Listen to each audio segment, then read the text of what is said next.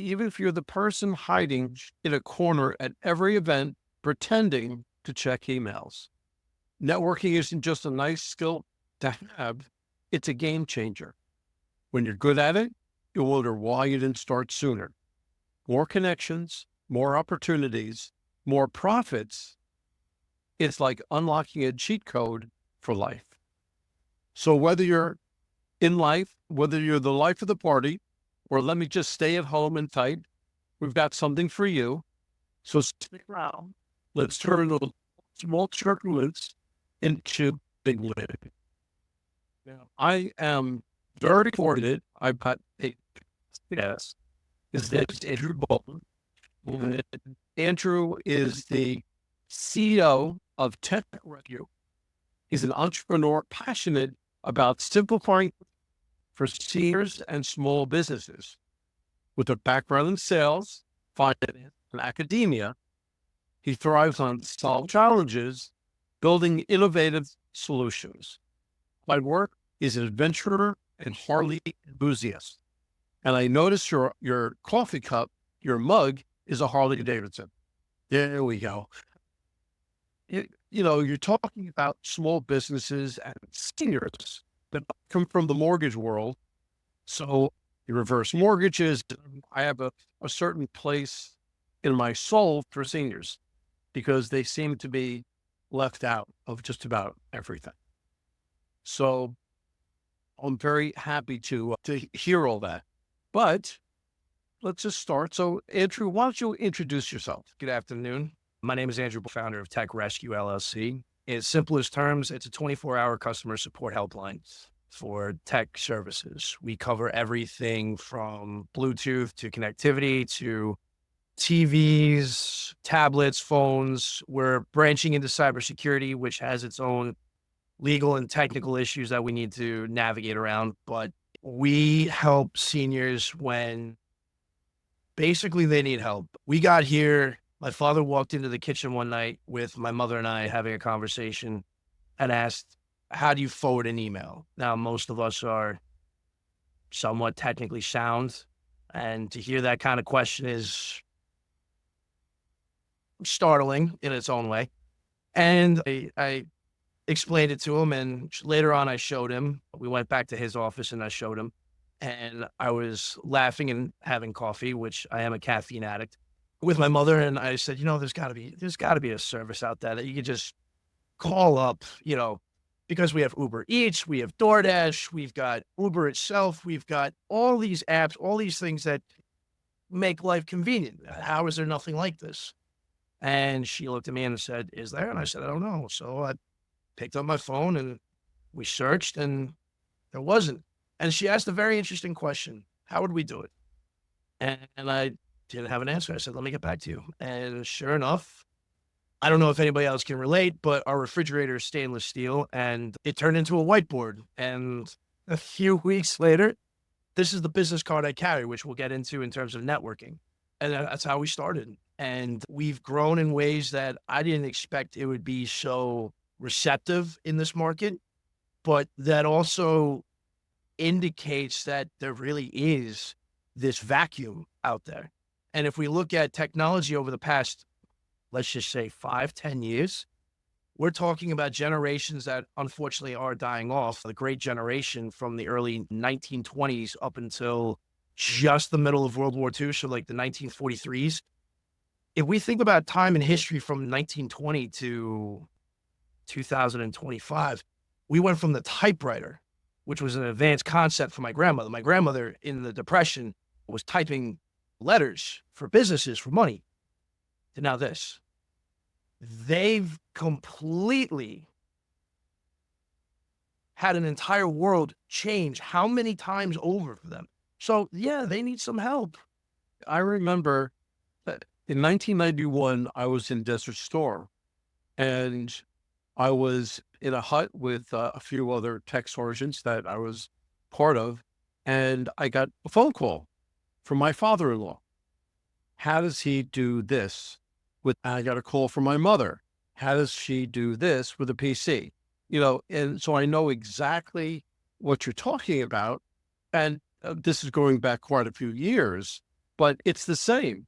And today they're just as lost because the technology advanced so fast that Oh, they couldn't keep up with it. So I understand that.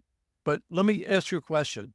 Just thinking about your journey, when you started to right now to how you got here, what was your journey? oh, the journey from the start, from the refrigerator to here, was just sending out massive emails, asking questions, going door to door. My grandmother was in a retirement community not too far from my mother. And I just went around just asking questions, what are your troubles?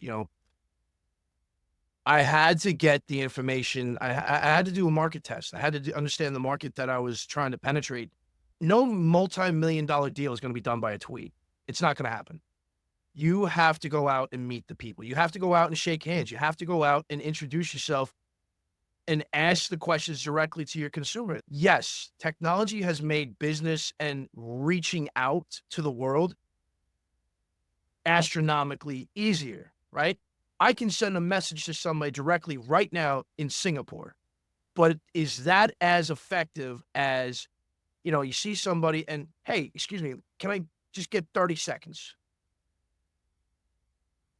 It's not, I have to tell you, ever since the pandemic, it has gotten worse by tenfold.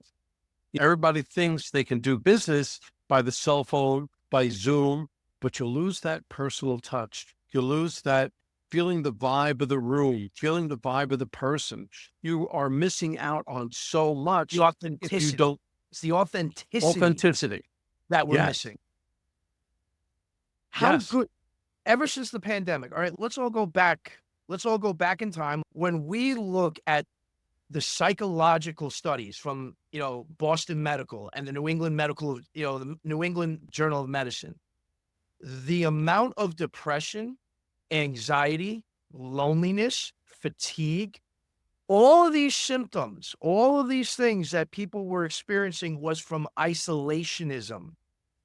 And how good do you all of your audience will remember how good did it feel to get out and see sunshine? How good did it get out to go to a coffee shop, to the diner, to the deli?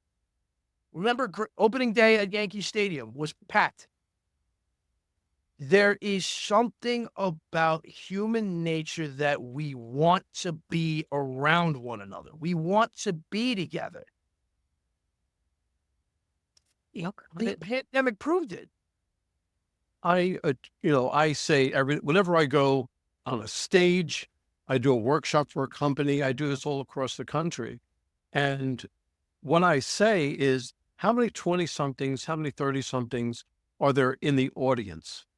And raise your hand. And I tell them what I'm about to say to you is Greek because you never heard of it. And the 40 something, the 50 something, yeah, they heard of it, but not really doing it. And it's really, networking has a mantra. If they know you, like you, and trust you, they're going to do business with you. Mhm. Okay. And the trust factor, that's crucial in networking. And with that in mind, how do you establish and maintain an authentic relationship with fellow professionals? That's a really good question because today's day and age, we've had so many things happen over the past 15 years, the Me Too movement, the rise of the LGBTQ communities, the corporate push of diversify. What's the acronym? DEI, diversify. The And inclusion. I feel bad for a lot of people working in companies because we are so enthralled with how the message gets across that Instead of the message itself. so Right. when we're trying to establish authenticity, our authentic self, when I was starting off in my first set of careers, I would send, birthday cards, flowers to secretaries, balloons, chocolates, I was a young stockbroker for the audience, when I was coming up going for my Series 7. So when I finally passed, you had to do everything, to get through the door. So flowers, birthday cards, candies, whatever it might have been, whatever inside baseball tip you had for that secretary, for that doctor or that, executive, you were playing it best that you can. In today's world, it that message now can be construed. So we have this problem with authenticity. What I would say is this: when you don't know, ask. There's nothing wrong with asking, like, hey, maybe would this be okay? Can you do this? Can we do that? Is it going to take more time? Yeah. Is it going to hinder production? But with today's day and age, you have to lean on the side of caution. And grant you, the pendulum is slowly coming back. But my advice is the first one through the wall is always the bloodiest. So don't be the first one. It is. And people really are more afraid to talk, to speak up, to actually physically go out there and network because they're afraid to say the wrong thing. Yeah, that's the And problem. so that it kind of ties your hands behind your back and it says, all right, go out and network, but don't network, just network. And you're like, you have to figure out, you have to really kind of find your way. It's going to get better.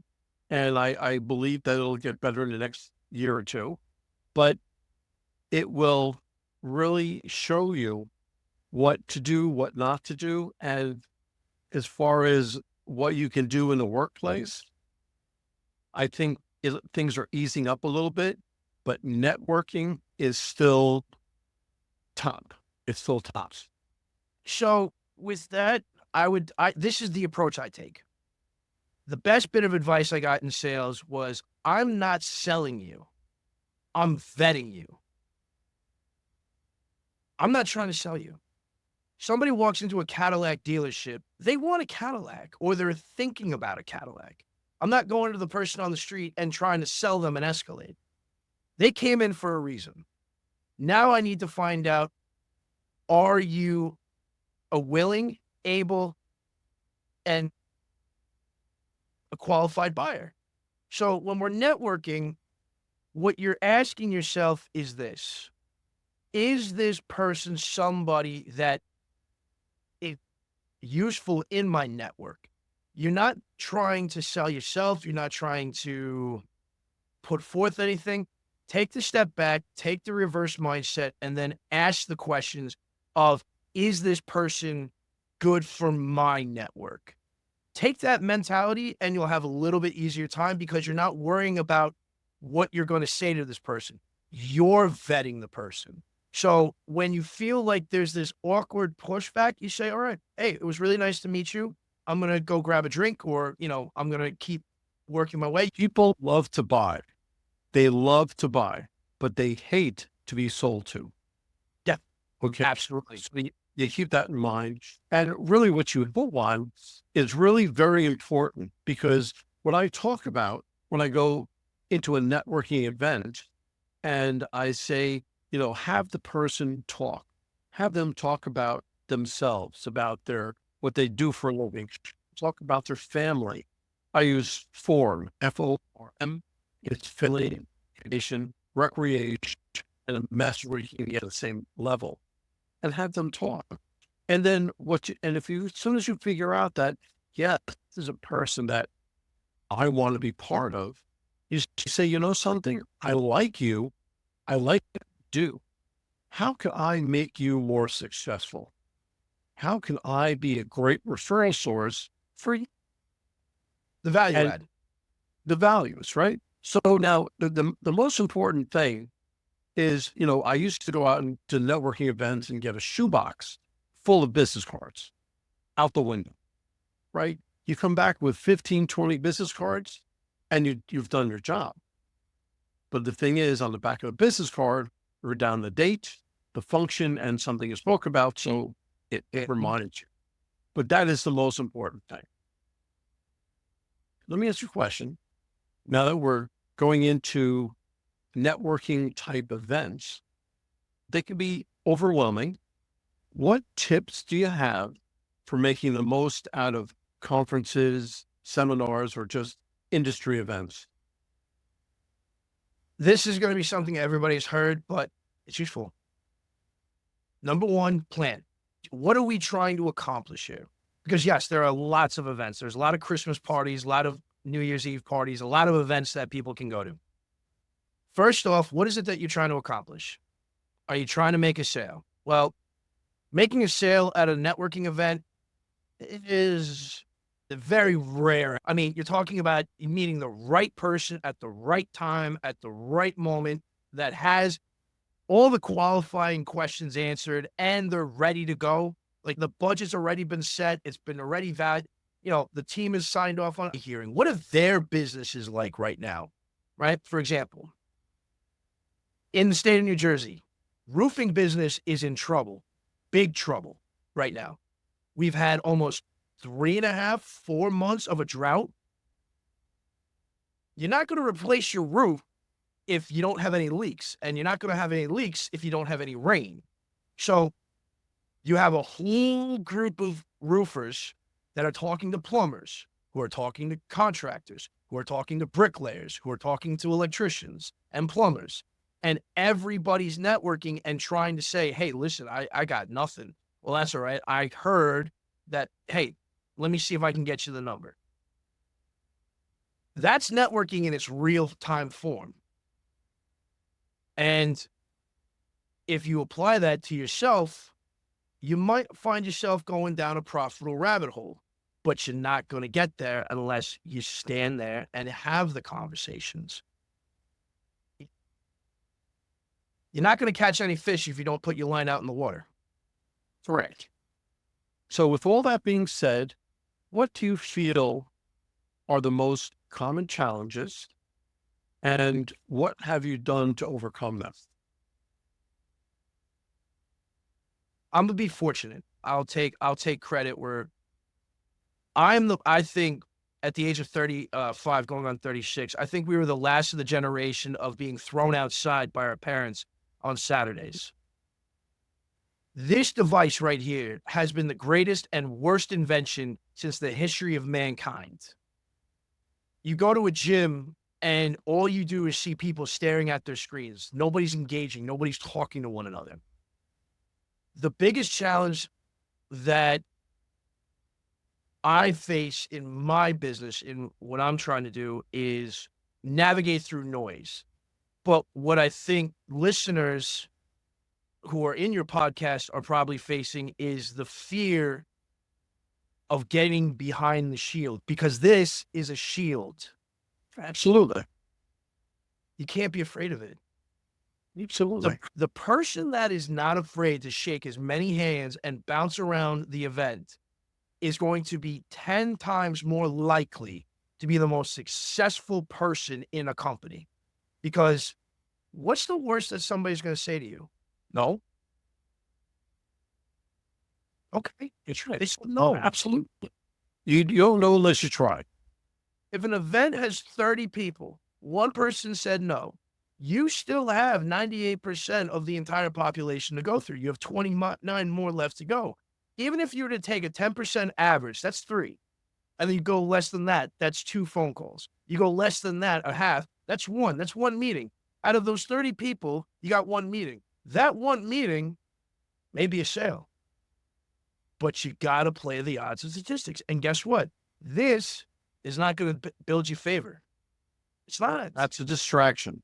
That's a distraction. And another thing that I say when I'm up on a stage is, okay, who's got their phone out? And of course, 98% of the people raise their hand. I said, who has it on? And you can have the sound all the way down, but who has the phone on or you're looking at it? And half the people raised their hands. I said, you have in your hands the number one distraction for networking. You have to put the phone away and give the person you're speaking to 100% of your attention. And if you have a cell phone out and it goes off and you look at it, well, now you haven't given him 100% of your attention. You've given him 95%. Okay, so let me ask you a question. What tip would you give for somebody looking to improve their networking or sales skills? I'm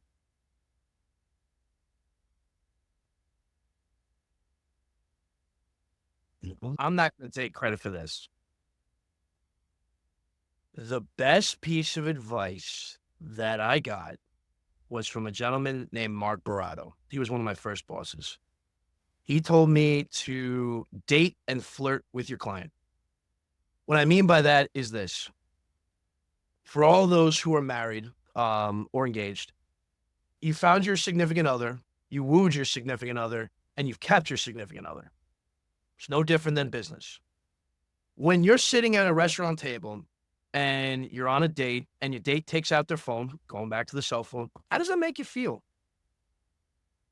You're spending however much money, and in the city of New York, for anybody who's there, we all know how much a dinner out with our wives costs. It's a $300 to $400 dinner.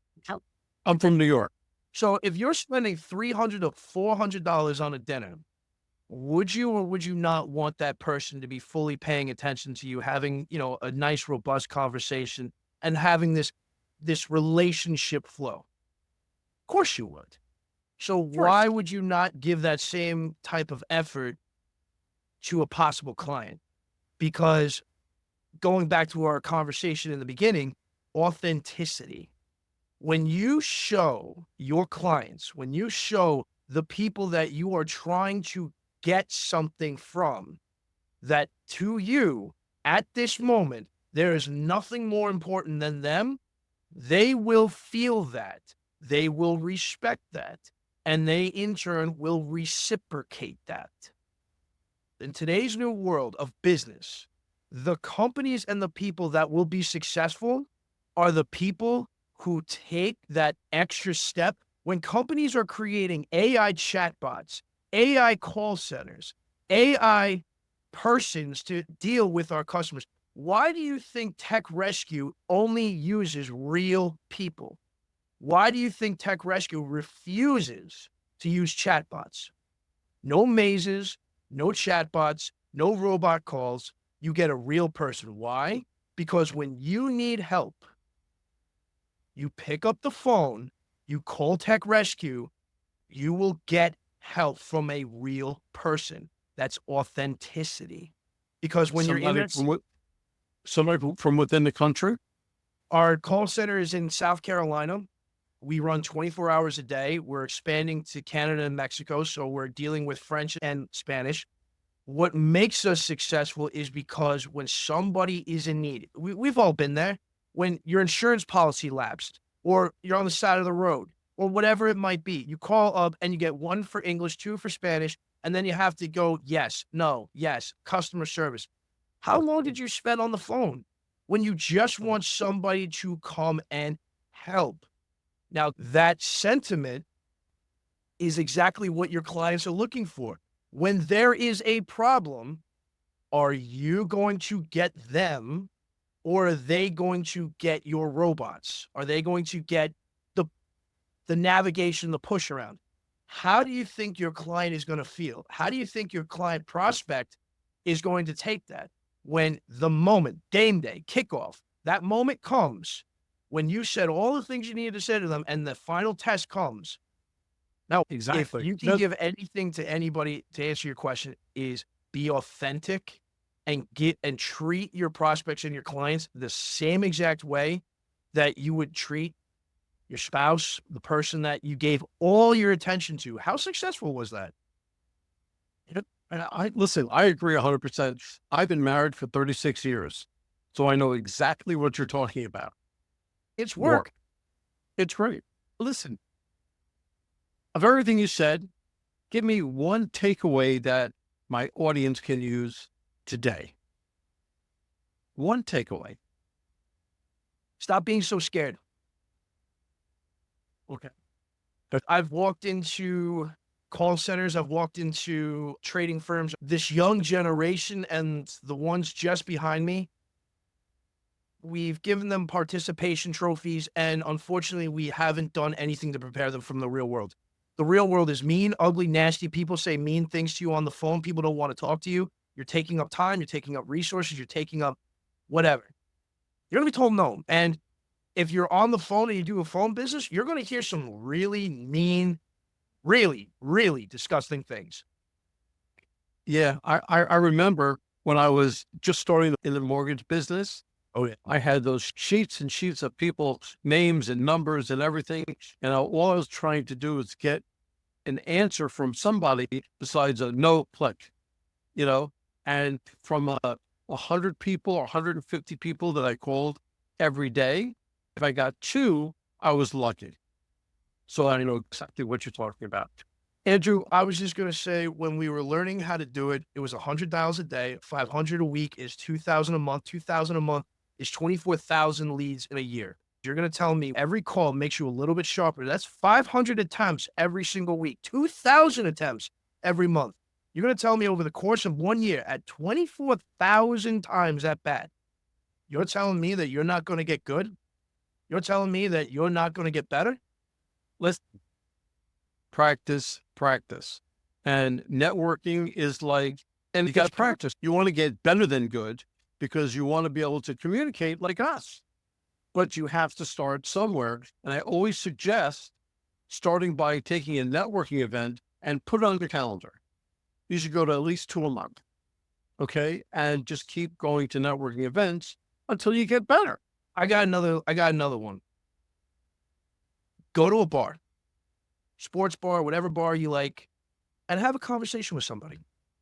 Because realistically, what makes the best successful businessmen, I've read their books, is you're not selling, you're having a conversation. You're asking questions. The person knows what they want. They just don't know how to get there. It's your job to walk them through that process. That's sales. You're not selling, you're walking them through. They're there for a reason. Somebody clicked on your website for a reason. Somebody asked for information for a reason. They may not be ready now. They may not be buying right now, but guess what? 5 months, 3 months, 6 months, whatever it might be. If you're authentic and you have the conversation, hey, Paul, Mike, it's Andrew. I know we talked about 6 months ago. Hey, listen, just checking in, calling up to see how things are going. How's the wife? Because you had an authentic conversation. Hey, did your kid ever make the team? Take notes. Put it on your CRM. Did Chris ever make the team? He tried. He figured out he didn't like it. He went with baseball. Can't go wrong with baseball. Now you're having a conversation. Maybe 5-10 minutes. Hey, listen, I got to run. Listen, why don't I send it over to you? Take a little look at it again. I'll call you next week, see if you have any questions. Everybody has their own style and their own authenticity. You got to figure out what's yours. But to answer your question, what I can leave everybody with is don't be afraid. The worst that you're going to get is no. And every no is closer to a yes. That's it. That's as simple as it gets. Talk to you for another hour. Because everything you're talking about is what I talk about in workshops, on stage, on things like that. Everything you're talking about, but I can extend it out another hour because there are so many things that. But yeah, we're already at third year for our podcast. Okay, Andrew, if somebody from the audience would like to get hold of you and learn all about TechRescue, how can they get hold?